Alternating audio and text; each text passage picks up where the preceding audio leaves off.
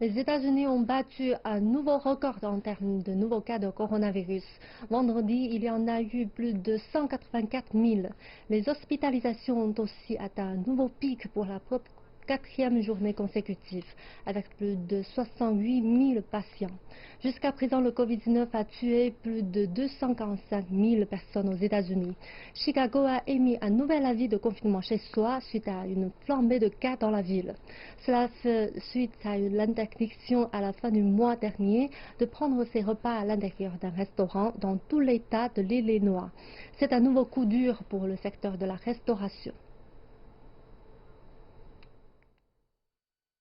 Winnetka, une banlieue verdoyante de Chicago, est nichée à proximité du lac Michigan et est connue localement pour avoir constitué le lieu de tournage du film Home Alone. C'est aussi là que se trouve 501 Local, un restaurant qui a rouvert juste avant que la pandémie ne se déclare. C'est parfois presque comme une comédie, car qu'aurait-il pu nous arriver d'autre? Mais c'est assurément très difficile. L'Illinois s'est joint à d'autres États qui ont une nouvelle fois interdit les repas à l'intérieur des restaurants. Cet ordre signifie que dépenser dans de l'équipement pour des repas en intérieur, en sécurité, semble au mieux prématuré. Avec le féroce hiver de Chicago à l'horizon, les propriétaires de ce restaurant ont décidé d'investir dans des petites serres ou capsules afin de rester ouverts.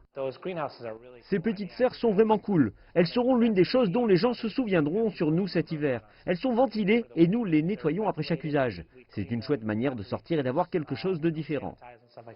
Les propriétaires de ce restaurant ainsi que de nombreux autres dans tout le pays ont fait des efforts extraordinaires afin de rester ouverts. Mais alors que l'hiver se rapproche, certains experts disent que davantage d'aides seront nécessaires pour sauver le secteur de la restauration. La pandémie est déjà responsable de la fermeture permanente de dizaines de restaurants à Chicago. La combinaison de davantage de maladies et de moins d'options sûres sera dévastatrice pour le secteur de la restauration. Et cela me fait penser que le gouvernement devrait le considérer comme un secteur qui devrait être soutenu parce que sa fermeture est un sacrifice pour nous tous.